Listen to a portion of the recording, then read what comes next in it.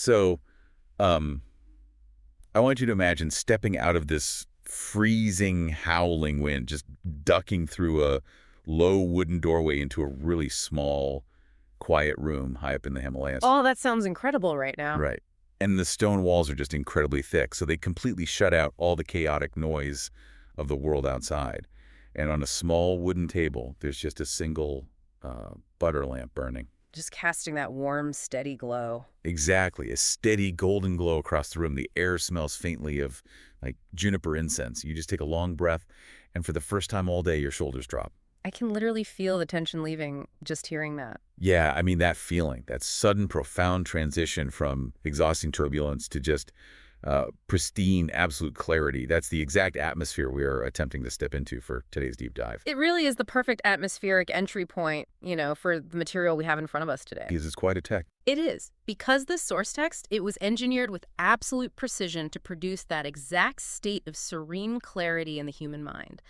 We're looking at a monumental Tibetan spiritual classic called Liberation in the Palm of Your Hand. And this isn't just some dry philosophy textbook, right? Oh, not at all. It's actually a written record of a very vibrant 24-day oral discourse. So it was delivered back in 1921 by a revered Tibetan Lama named Pabongka Rinpoche. And then it was edited later, I think. Yeah, painstakingly edited by his student, Trijang Rinpoche.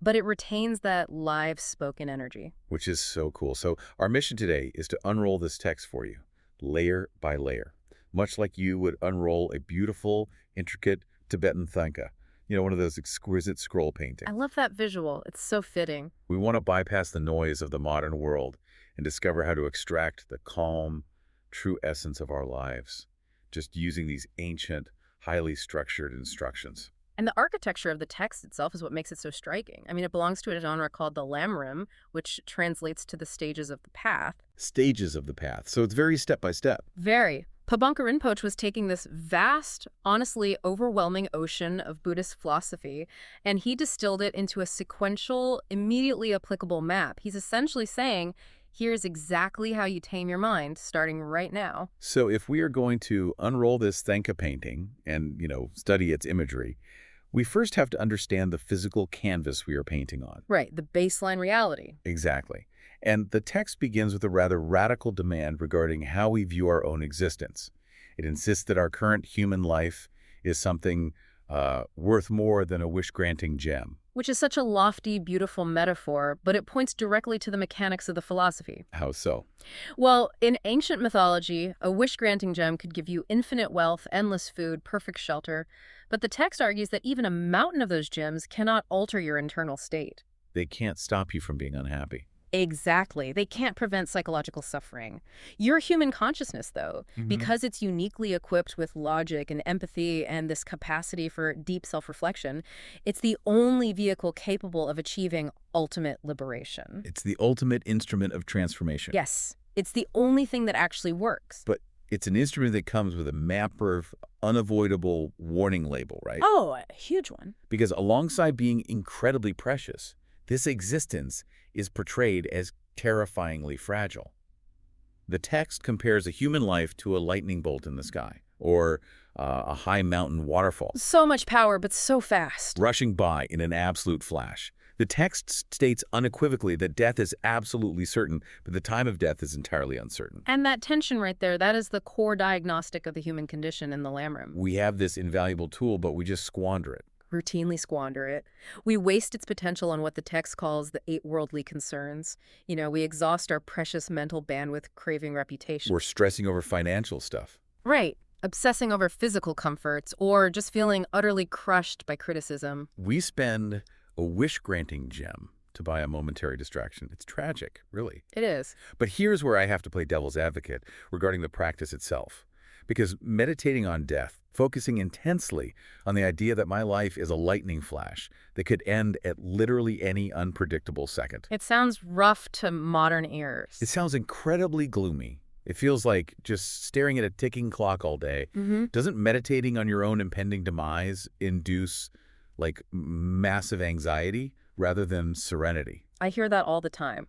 That is the most common modern hurdle when approaching this concept. But if we connect this to the underlying psychology of the text, the goal is the exact opposite of gloom. Okay, so what is the goal? The goal is radical, sweeping clarity. Think about it. The anxiety you feel in your daily life is actually generated by clinging to the illusion of permanence. Oh, wow. Yeah. When you deliberately shatter that illusion, the anxiety evaporates with it.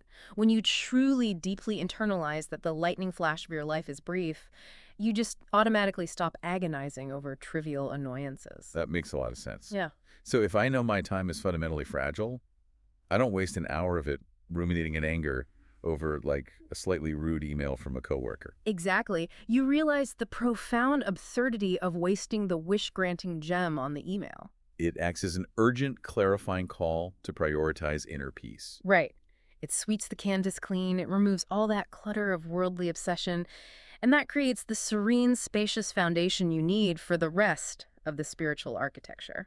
So if you were listening to this right now, maybe on a crowded train or sitting in a chaotic office, just think about how much of your energy you are spending right now feeling frustrated by minor friction. Probably a lot. Yeah. This initial teaching isn't trying to scare you. It's actively inviting you to reclaim that wasted energy.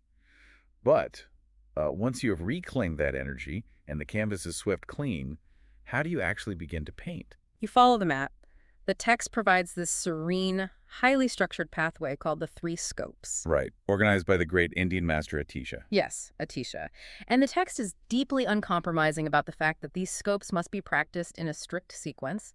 It really respects the natural, gradual evolution of human psychology. Let's trace the lines of this map. So the journey begins with the small scope. And since this is an advanced text, it kind of assumes we already understand karma, the friction of cause and effect. And the reality of lower states of existence, yeah. Right. So the small scope is this foundational, almost pragmatic desire to secure a decent future and avoid suffering, like cleaning up your immediate actions. Just getting your house in order. From there, the practitioner moves to the medium scope. And this requires a profound psychological pivot. How so? Well, here you have to realize that all of cyclic existence, or samsara, even the seemingly successful happy parts. Like wealth and status. Yeah, wealth, status, temporary pleasure. It's all ultimately unsatisfactory because it is laced with the inevitability of a loss. It's all going to go away. Exactly. So the motivation shifts. It moves toward achieving personal liberation from the entire cycle of suffering. You develop the absolute determination to just step off the ride entirely. Okay. And then finally, we reach the great scope, the absolute pinnacle of the mountain. This is the path of the bodhisattva, The highest path. where you seek full, complete enlightenment. But critically, not for yourself, right? You seek it strictly for the sake of liberating all other sentient beings. Yeah. And this progression actually raises a structural question that Pabongka Rinpoche anticipates and addresses directly in the text. Which is? If the great scope, this boundless, selfless altruism is the highest and most noble path, why bother grinding through the small and medium scopes at all? Why not just start at the top of the mountain? Exactly. Why not jump straight to the good stuff? The text uses a brilliant, kind of humorous analogy for this exact impatience. It points out that a person who wants to travel to Sung province, but just hops on a horse and rides off aimlessly, might end up completely lost in Kampo. Just totally in the wrong direction. Yeah, it is like trying to build the intricate, sweeping roof of a magnificent pagoda before you've even poured the concrete for the foundation. Or to use a modern comparison, it feels like trying to teach advanced calculus to someone who hasn't yet grasped basic addition. Right.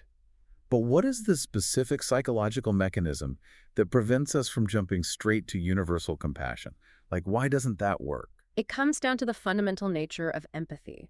The text argues that authentic empathy requires a baseline of visceral, personal realization. Meaning I have to get it on a gut level. Exactly. You cannot genuinely, deeply care about liberating all beings from suffering if you haven't first developed a profound, agonizing wish to free yourself from suffering. Because it's just theoretical otherwise. Right. If you don't truly comprehend how deep and pervasive the subtle sufferings of your own existence are, your compassion for the world will just remain an abstract, shallow concept. It's an intellectual exercise, not a burning motivation. Yes. You have to feel the intense heat of the fire yourself before you possess the urgent, overriding drive to pull everyone else out of it. That makes total sense. That is the necessity of the medium scope. The beauty of the lamrim is its immense patience. It honors the fact that the human mind cannot just be forced into universal love. It has to naturally mature into it through a deep understanding of shared vulnerability. Which brings us to the vibrant center of our Thangka painting. We've stretched the canvas, mapped out the architectural outline of the scopes, and now we arrive at the central figure. The main event. We're moving from mapping the mind to actively, deliberately expanding the heart. The great scope centers entirely on a concept called bodhichitta. And bodhichitta is the mind, or the heart, that aspires to full enlightenment purely for the sake of others. The text reverently refers to it as the father of enlightenment. It does. It asserts that even the most mundane, everyday actions, like just eating a meal or walking down the street, they become profoundly virtuous, almost luminous, if they're driven by the specific altruistic undercurrent. But manufacturing that mindset is the ultimate challenge. I mean, you don't just wake up on a Tuesday and naturally care about billions of strangers with the same intensity that you care about your own well-being. No, you definitely don't. And the text knows that. It provides a rigorous practical technology for generating this feeling. It relies on practices like the 7-point mind training and the interchange of self and others. Let's dig into that. Yeah. Because the foundational meditation for this is staggeringly vast.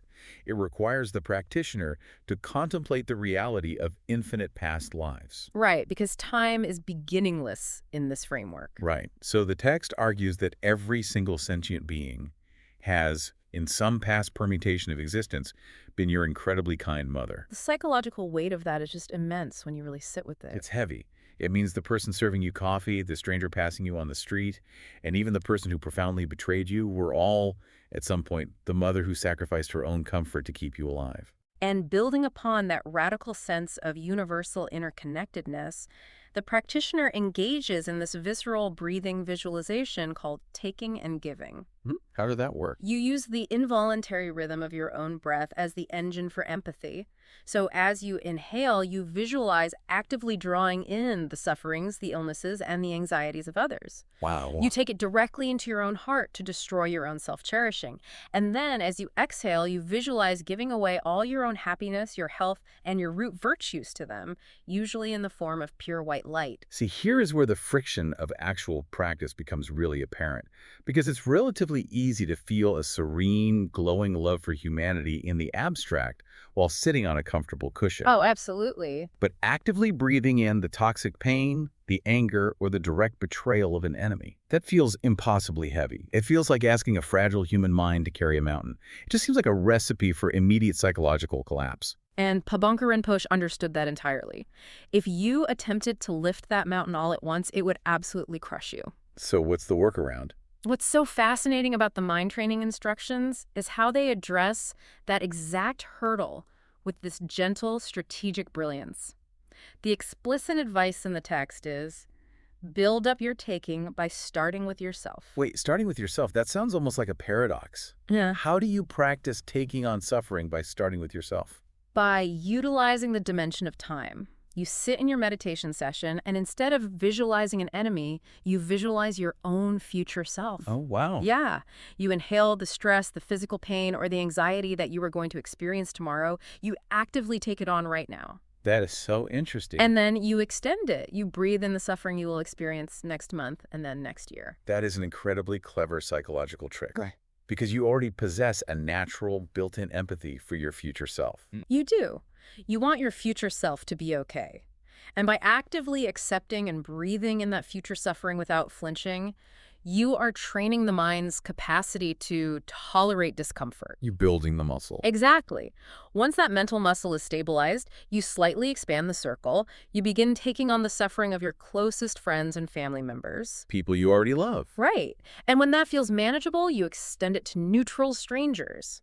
And only eventually, when your mental endurance is totally unshakable, do you tackle the immense weight of taking on the suffering of your enemies. It is a serene, highly calculated expansion of empathy. It operates exactly like progressive overload in weightlifting, but for the soul. Progressive overload, yes. You would never walk into a gym and attempt to lift the 500-pound barbell of your worst enemy's toxic behavior on day one.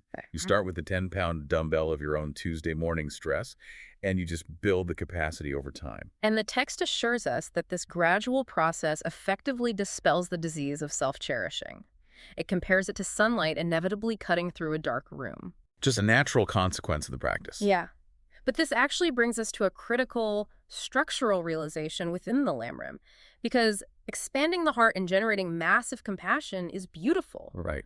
However, if you want to actually wield that compassion in the real world to effectively help others, your mind cannot be a chaotic, reactive mess. Obviously.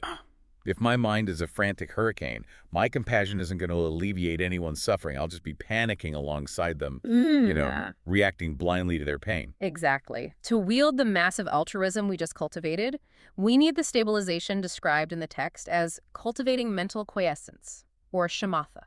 We need a steady hand. Yes. Shamatha is the state of perfectly calm abiding, and the text outlines 9 sequential, highly specific mental states that a practitioner must navigate to achieve unbroken concentration. And to explain why this rigorous focus is an absolute prerequisite, it uses one of the most stunning metaphors in the entire discourse. The butter lamp metaphor. It is incredibly vivid. Right. So the text asks you to imagine that you are trying to examine a beautiful, infinitely detailed mural painted on the wall of a pitch-black room. To see the mural clearly, you need 2 distinct elements. First, you need a bright buddy lamp, and that represents profound wisdom and insight. But crucially, you also need the room to be completely free of any drafts of wind, so the flame does not flicker. That perfectly still, draft-free environment is single-pointed concentration. Because if the flame is flickering wildly in the wind, it doesn't matter how luminous your wisdom is. The shadows on the wall will just dance and distort, and you'll be completely unable to perceive the true, subtle nature of the mural. It's useless. It is. The text reinforces this with the metaphor of chopping down a massive tree.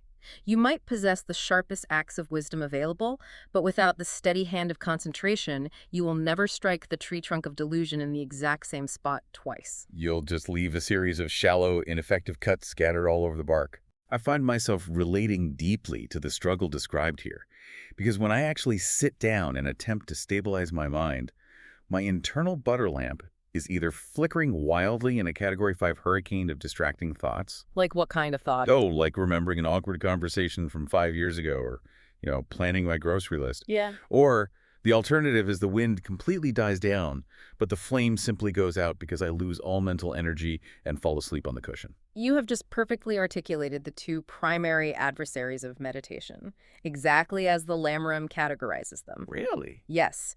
The text diagnoses these hurdles as excitement and dullness. And what's great is it treats them not as personal failings, but as mechanical errors that just require specific technical adjustments. So it's not that I'm a bad person, my instrument is just out of tune. Yeah. Let's break down the mechanics of those errors, because excitement isn't just like a sense of joy in this context, it's the mind flying outward. Yeah, excitement is the mind losing its anchor because it's pulled away by an attractive object or a stressful narrative. It's the hurricane. And the other one. Dullness, on the other hand, is the heavy, foggy state where the mind loses its crispness, its vivid acuity. It is the flame losing its brightness and dying out. So how do we fix it? Pabongka Rinpoche instructs the practitioner to act like a skilled musician tuning an instrument. You must constantly apply precise antidotes and maintain intense vigilance. So if you detect the outward scattering of excitement, you must apply a grounding, sobering thought, like perhaps briefly returning to the contemplation of impermanence to pull the mind's energy back down. Exactly. And if you detect the sinking fog of dullness, you must brighten and elevate the mind. Maybe by visualizing a brilliant light or contemplating the preciousness of human life, you are continuously, dynamically adjusting the tension. It requires immense active effort in the beginning. You are constantly tweaking. But as you progress through the 9 sequential states, the friction begins to dissolve. It gets easier. Much easier. The interruptions of excitement and dullness become less and less frequent. The intense effort required to apply the antidotes gradually transforms into a natural stability, until eventually you arrive at the peak of the mountain, the 9th state. Okay, I have to ask, what does that peak actually feel like? The text describes the 9th state as a spontaneous, effortless fixation. You no longer have to fight the wind because the wind has ceased entirely. Wow. The practitioner's mind settles into a state of absolute luminous stillness. And the text uses a beautiful poetic image to convey this advanced state. It describes it as being like a small minnow gliding through an extremely clear lake, undisturbed by wind. A small minnow gliding through an extremely clear lake, undisturbed by wind. I mean, even just visualizing that image lowers your internal temperature. It really does. The water is perfectly still. The movement through it is entirely effortless. Yeah. And the clarity is absolute, all the way to the bottom. It is the manifestation of the ultimate steady hand. And when you fuse that diamond-like, laser-focused mental clarity with the immense, limitless taking and giving heart of bodhicitta we explored earlier, you have assembled the complete toolkit of a bodhisattva. You have the heart and the mind aligned. Yes. You possess the boundless, burning desire to alleviate the suffering of all beings and the perfectly still, perceptive clarity to actually understand reality and enact that help effectively. It's an amazing combination. So let's step back out of that quiet, lamplit room high in the Himalayas. Let's leave the cushion and transition back down the mountain into our everyday modern reality. Back to the noise. Right. We have unrolled the thangka. We have examined the fragile, precious canvas of our human life. We've traced the architectural journey through the three scopes, understanding why we cannot skip the foundation. Right. We have explored the progressive overload of expanding the heart to encompass all beings. And we have analyzed the mechanics of steadying the mind against the winds of excitement and dullness. It is a vast, sweeping philosophical journey. But as Pabongka Rinpoche's delivery emphasizes from the very first page, it is meant to be deeply, urgently practical. It is an instruction manual for living. It absolutely is. And to close out our deep dive today, we want to leave you with one final, deeply counterintuitive piece of advice drawn directly from the mind training section of the text. It was one of my favorite parts. Because it completely upends what we typically imagine when we picture a highly evolved spiritual person. The text offers this strict command to the practitioner. It says, change your aspirations, but preserve your old manner. It is a vital, piercing warning against the trap of spiritual ego. Pabongka Rinpoche explicitly cautions against putting on an external show of your internal progress. Don't act like a guru. Exactly. He insists that you should not walk around wearing this holier-than-thou expression. You shouldn't suddenly change your external behavior or dramatically alter your wardrobe or adopt some affected, overly serene way of speaking just to signal to others that you are a great meditator. Yeah, there is no need to staple your spiritual resume to your forehead to prove how detached and compassionate you've become. Because the moment you do that, you have instantly fallen backward into the exact 8 worldly concerns we discussed at the very beginning of the map. You're right back where you started. You're just craving reputation and the praise of others, just wearing a slightly more exotic outfit. True, authentic transformation, the text insists, happens entirely invisibly. It takes place completely within the private confines of the mind. So here is the thought we invite you to ponder today as you step back into the rush of your life.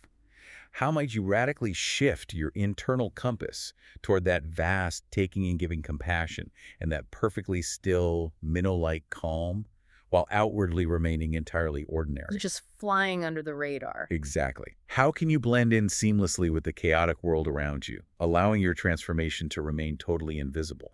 Because you do not need to shout to the world that you have discovered a quiet, lamplit room. You simply need to let the steady golden light of that butter lamp guide your own way forward.